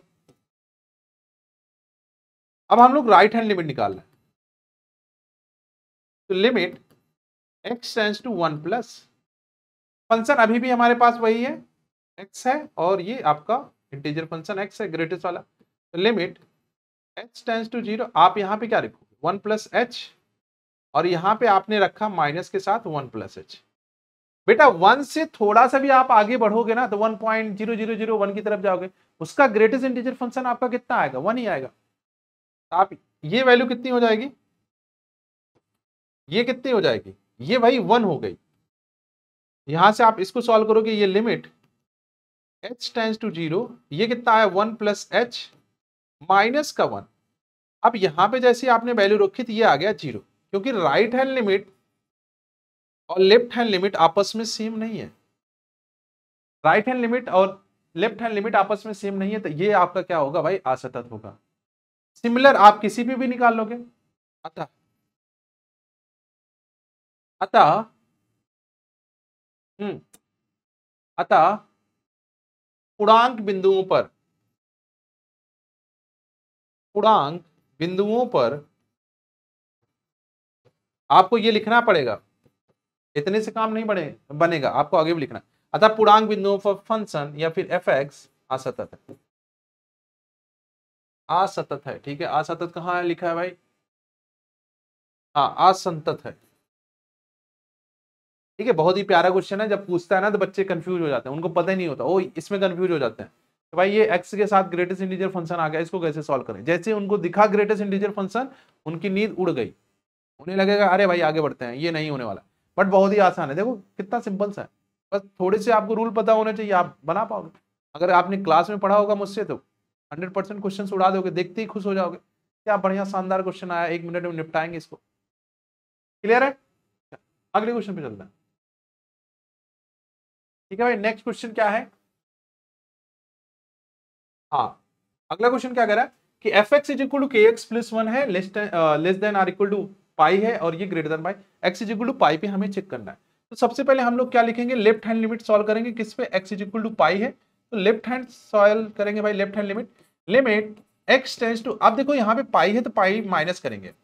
फंक्शन कौन सा यूज करेंगे? पाई से छोटी वैल्यू के लिए के एक्स प्लस 1। ठीक है, तो आप यहाँ पे क्या लिखोगे? लिमिट h टेंड्स टू 0, और यहाँ पे k, पाई माइनस का h प्लस का 1, और ये बड़ा ब्रैकेट लगा दो भाई, क्या ही दिक्कत है, आप वैल्यू रख दो। तो ये आया k पाई प्लस का 1, ये लेफ्ट हैंड लिमिट आया क्योंकि इन्होंने बोला कि x f x is equal to इतने पर द्वारा परिभाषित फलन x is equal to pi पर। देखते हैं क्या पूछा है भाई। फिलहाल तो अभी कुछ समझ में नहीं आ रहा है क्या पूछा है, आगे बढ़ते हैं। अब हम लोग राइट हैंड लिमिट निकाल रहे हैं। सतत बोला होगा तभी तो के सतत होगा, संतत होगा, संतत है तो के का मान बताओ, ये पूछा है। ठीक है, right hand limit, limit x tends to pi plus. अब जब पाई प्लस रख रहे हैं तो ये कॉस एक्स रख रहे हैं, तो यहां से आप लिखोगे लिमिट एच टेंड्स टू 0 और यहां पे लिखोगे कॉस पाई प्लस का एच। कॉस में पाई प्लस थीटा करने पे माइनस का कॉस थीटा आता है, क्योंकि हम लोग किस में जा रहे हैं भाई, थर्ड क्वाड्रेंट में। आप लिखोगे इसको लिमिट एच टेंड्स टू 0 और इसको लिखोगे माइनस का कॉस एच, क्योंकि भैया ये 0 रखोगे तो ये -1 आ रहा है। राइट हैंड लिमिट -1 आ रही, राइट हैंड लिमिट कितनी आ रही बेटा, -1 आ रही, क्योंकि function x is equal to 0 पर सतत है, सॉरी इसमें सतत है x is equal to pi पर, क्योंकि फलन x इज इक्वल टू पर पाई पर सतत है, संतत है, इसलिए left hand limit is equal to right hand limit, और ये आपका फाइनाइट वैल्यू होगा, फाइनाइट वैल्यू। तो आप यहां से इन दोनों की इक्वल कर दो, तो k pi plus 1 is equal to -1, k pi is equal to 2 minus का, तो k is equal to minus का 2 अपॉन पाई। तो k की जो वैल्यू पूछा है वो कितनी आ रही बेटा, -2 अपॉन पाई। ठीक है, आप इसमें भी स्टार लगा लो। इस टाइप के जब भी क्वेश्चन आएंगे आपको थोड़ी मेहनत करनी पड़ेगी। क्लियर है? ठीक है, अब आते हैं इस वाले क्वेश्चन पे। अवकलित नहीं है, अवकलन नहीं है। ठीक है, ये सिंगल क्वेश्चन आपका एनसीईआरटी में गिवन है, किसमें भाई, अवकलन वाला। हम लोग क्या करेंगे, अगर अवकलित नहीं है तो लेफ्ट हैंड डेरिवेटिव निकाल लें। ध्यान से सुनना, लेफ्ट हैंड डेरिवेटिव आपको बताया था एफ डैश किस पे निकालना भाई, एक्स इज इक्वल टू 1 पर, 1 माइनस पर। तो यही क्या होगा भाई, आपका limit left hand derivative, limit h tends to 0 f a plus h, a plus h sorry 1 minus h, तो ये आपका 1 है, 1 माइनस का h माइनस का f1 अपॉन में h, यही तो लिखोगे। अरे भाई लेफ्ट हैंड डेरिवेटिव क्या होता है, एलएचडी की बात कर रहे हैं हम लोग, फार्मूला क्या था, एफ डैश, ठीक है, ए माइनस का फार्मूला यही था ना, F a minus H minus का एफ ए अपॉन में माइनस का एच। अच्छा यहाँ पे माइनस का एच आएगा। उसके बाद राइट हैंड डेरिवेटिव की बात कर रहे थे हम लोग, तो ये आया था भाई एफ डैश ए प्लस, तो ये आपका आया था F A plus H minus का एफ ए अपॉन में प्लस का एच। यही तो दोनों फार्मूले थे, यही दोनों आपस में इक्वल आने रहे, तो वही पे भाई यहाँ पे ए की जगह 1 है तो 1 minus h and 1 minus h. तो आप इसको लिखोगे लिमिट h टेंड्स टू 0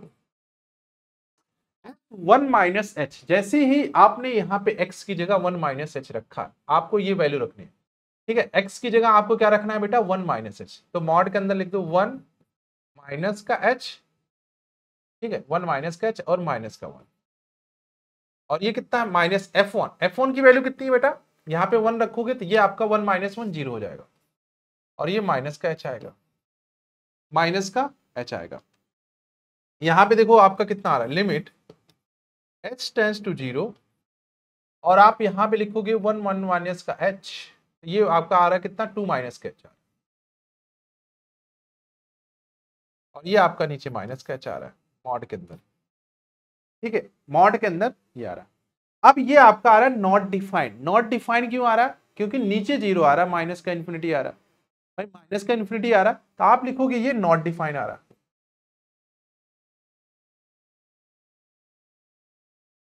क्या आ रहा है, नॉट डिफाइंड, क्योंकि आप यहाँ पे क्या रखोगे, जैसे ही आप 0 रखोगे, ये नीचे 0 आ रहा है, माइनस का 0 आ रहा है, ये माइनस इन्फिनिटी की तरफ चला जाएगा, और माइनस इन्फिनिटी जाने का मतलब है कि आपका ये 0 है। अच्छा, ये आप इसके साथ अवकलनीय के लिए क्या है बेटा, अवकलित के लिए या फिर अवकलनीय के लिए क्या होता है, left hand derivative, right hand derivative, ये आपस में इक्वल होने चाहिए और फाइनाइट भी होने चाहिए, ये भी कंडीशन थी।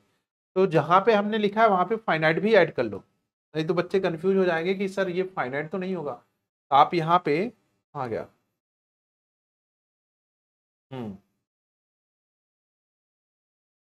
यहाँ पे आप फाइनाइट भी ऐड करो।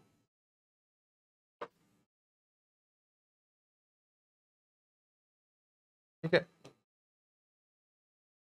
तो आप यहाँ पे इक्वल टू फाइनाइट, ठीक है, ये करेक्शन कर लेना बाद में। यहाँ पे आपका क्या होगा, फलन अवकल नहीं होगा, फलन अवकल नहीं होगा। ठीक है, अगर नहीं आ रहा तो गड़बड़ वाला। ठीक है, चलो भाई आगे बढ़ते हैं हम लोग। क्लियर है? अब हम लोग कुछ क्वेश्चंस बनाते हैं, जैसे ऑब्जेक्टिव वाले क्वेश्चंस करते हैं। e की पावर 3x का व्युत्पन्न, व्युत्पन्न का मतलब क्या है, डिफरेंशिएशन करना है। हम लोग क्या कर रहे हैं, डी ओवर डी एक्स कर रहे हैं, e की पावर 3x का। आप इसको क्या लिखोगे, e की पावर x का डिफरेंशिएशन क्या होता है, e की पावर x ही होता है, तो ये पहले आएगा 3x, फिर इस 3x का हम लोग करेंगे तो यहाँ पे 3 आएगा, तो ये 3 e की पावर 3x आएगा। 3e 3x, देखो जिसको हम लोग t माने, जैसे 3x को t मानेंगे तो उसका वापस से डिफरेंशिएशन करेंगे तो 3 आएगा, और ये e की पावर x का e की पावर x आएगा, तो x की जगह 3x, तो कौन सा ऑप्शन सही हो जाएगा, 3e की पावर 3x। ठीक है, दूसरे पे आओ, सेकंड वाले कह रहा x log x का व्युत्पन्न। अब जैसे d ओवर dx कर रहे हो और यहाँ पे बेटा x log x, तो मैंने आपको क्या बताया था, एक को रोकना है, दूसरे का डिफरेंशिएशन करना है, फिर जिसका डिफरेंशिएशन हुआ है उसको बाहर कर लो और पहले का डिफरेंशिएशन कर लो। यहां पे आप देखोगे x log x का डिफरेंशिएशन 1/x, और ये log x और x का डिफरेंशिएशन 1, तो ये कितना आ रहा है, 1 प्लस का log x आ रहा है। कितना आ रहा है बेटा, 1 प्लस का log x आ रहा है, कहां पे है, ये रहा 1 प्लस का log x। अगला क्वेश्चन कह रहा है log x का व्युत्पन्न, बहुत ही आसान क्वेश्चन है, ये तो डायरेक्ट फार्मूला ही पूछ लिया, कितना होता है बेटा, 1/x होता है। ठीक है, फार्मूला ही पूछा है। अगला कह रहा है x sin x का व्युत्पन्न बताओ, तो d ओवर dx हम लोग कर रहे हैं किसका बेटा, x sin x का, तो आप इसको फार्मूले की तरह लो, x d over dx of sin x plus का sin x और d over dx of x, तो यहां से आप इसको सॉल्व करो, कितना आएगा, x sin x का डिफरेंशिएशन cos x, प्लस का cos x होता है, माइनस मत कर देना, और sin x इंटू 1, यहां से देखो x cos x आ रहा है और ये प्लस का sin x आ रहा है। देखो भाई कौन से ऑप्शन में मैच कर रहा है, x sin x प्लस का sin x, x cos x plus का sin x, ये ऑप्शन सी आपका करेक्ट है। अगला क्वेश्चन कह रहा है sin 2x का व्युत्पन्न बताओ, ये अभी आया है आपका लेटेस्ट वाला हाफ ईयरली जो एग्जाम हुआ है, हाफ ईयरली जो एग्जाम हुआ है बिहार बोर्ड,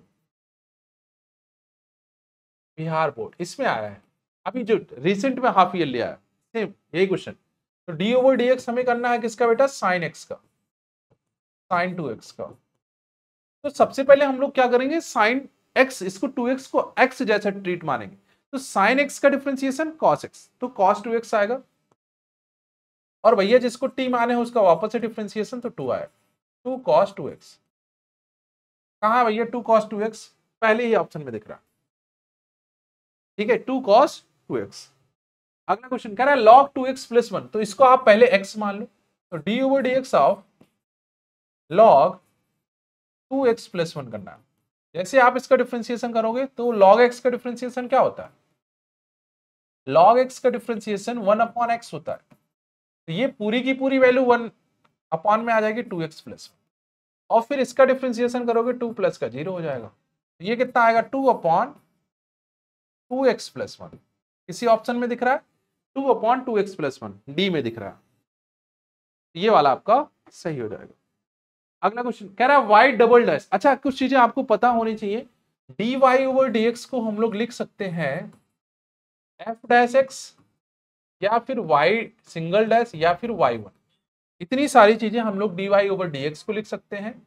और अगर हम लोग दूसरे की बात करें d2y ओवर dx, तो इसका मतलब 2 बार अवकलन कर रहे हैं, तो ये आपका f डबल डैश x लिखा जाएगा, ये y डबल डैश लिखा जाएगा, ये आप y2 लिख सकते हो। तो ये सेकंड डेरिवेटिव है, ऊपर वाला फर्स्ट डेरिवेटिव है। ठीक है, ऊपर वाले में एक बार हम लोग डिफरेंशिएशन कर रहे हैं, नीचे वाले में 2 बार डिफरेंशिएशन कर रहे हैं। तो इन्होंने 2 बार डिफरेंशिएशन पूछा है, तो जैसे ही हम लोग एक बार डिफरेंशिएशन करेंगे dy ओवर dx, ये आ जाएगा 6x की पावर 5, और जब हम लोग वापस से डिफरेंशिएशन कर रहे हैं तो ये आ जाएगा आपका कितना भाई, 30x की पावर 4। तो इसी को हम लोग क्या बोलेंगे भाई, 30x की पावर 4 कहां है, ये रहा। ठीक है, बातें समझ में आ रही, ये आप जरूर साइड में लिख लीजिएगा जिससे क्लियर है सब। क्लियर है बच्चा। अगला क्वेश्चन कह रहा log e की पावर x का व्युत्पन्न बताओ। अभी हम लोगों ने सॉल्व किया था log x वाला क्वेश्चन, तो d over dx log e की पावर x को सॉल्व करना है। तो सबसे पहले जो log के अंदर होता है वो नीचे आ जाता है, और फिर उसका डिफरेंशिएशन होता है e की पावर x। यहां से कितना आ गया 1। बहुत छोटू सा क्वेश्चन है, बहुत ही प्यारा छोटा सा क्वेश्चन है। ठीक है, आइडिया भी नहीं लग रहा होगा कि 1 आ रहा होगा इसमें। ठीक है, इसमें 1 आ रहा है। अगला क्वेश्चन कह रहा है y इज इक्वल टू, इसमें देखो डबल डैश लिखा है, डबल डैश का मतलब 2 बार डिफरेंशिएशन करना है।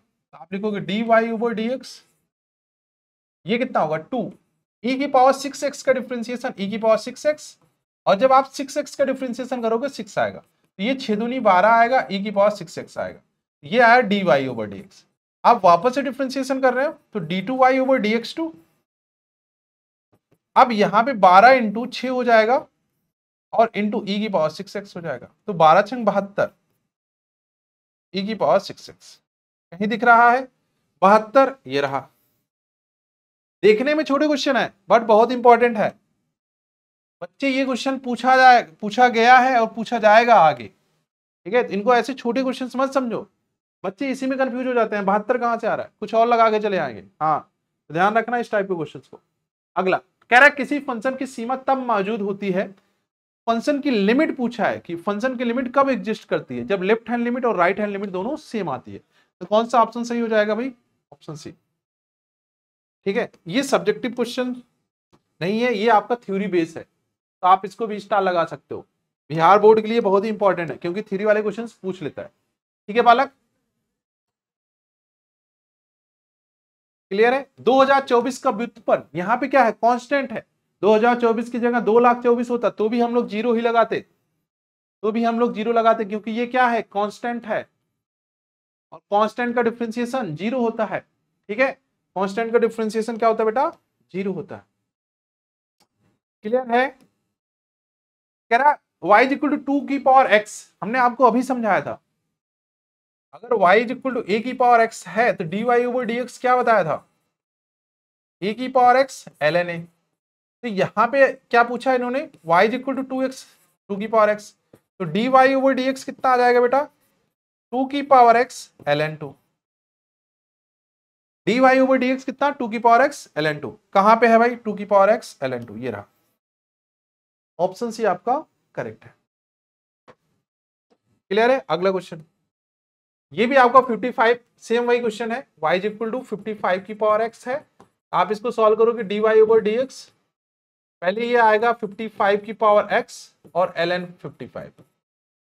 ठीक है, पिछला वाला क्वेश्चन ही है, log ये रहा, log 55 एंड 55 की पावर x। ठीक है, क्लियर है बच्चा। तो आपका ये सिलेबस ये आपका चैप्टर खत्म होता है, ये आपका कंटिन्यूटी एंड डिफरेंशियलिटी वाला चैप्टर यहीं पे खत्म होता है। इसमें मैंने आपको सारी चीजें कंप्लीट करा दी है, आपको बस क्या करना है, कुछ अलग से क्वेश्चंस की प्रैक्टिस करनी है, और ध्यान रहे अलग से मतलब ये नहीं कि आप कोई आर.डी. शर्मा की बुक लेके बैठ जाओ और पूरा सॉल्व करने लगो। आपको अपने सिलेबस के अकॉर्डिंग चलना है, जो आपका एग्जाम पैटर्न है उसके अकॉर्डिंग चलना है। आपको एनसीईआरटी को पहले प्रेफरेंस देना है, देन आप पीवाईक्यू पे जाओगे। ठीक है, पहले आप एनसीईआरटी के सारे क्वेश्चंस बनाओगे, फिर आप पीवाईक्यू वाले क्वेश्चंस को बनाओगे। अगर आपसे पीवाईक्यू वाले क्वेश्चंस बन जा रहे हैं तो भाई बहुत अच्छी बात है, अगर पीवाईक्यू वाले क्वेश्चंस नहीं बन रहे हैं तो फिर कहीं ना कहीं दिक्कत है। और ध्यान रखना, जैसे पीवाईक्यू क्वेश्चंस बना रहे हो ना, तो कुछ क्वेश्चंस ऐसे होंगे ना जो आपके सिलेबस में नहीं है, मतलब कि 3-4 साल पहले थे, अभी सिलेबस से हट गए हैं, तो उस पर आपको टेंशन नहीं लेना है, आपके अपने सिलेबस के अकॉर्डिंग क्वेश्चंस को सॉल्व करना है। ठीक है बेटा, तो इस चैप्टर में इतना ही रखते हैं, मिलते हैं अगली क्लास में, तब तक के लिए टाटा बाय बच्चे, टेक केयर, लव यू।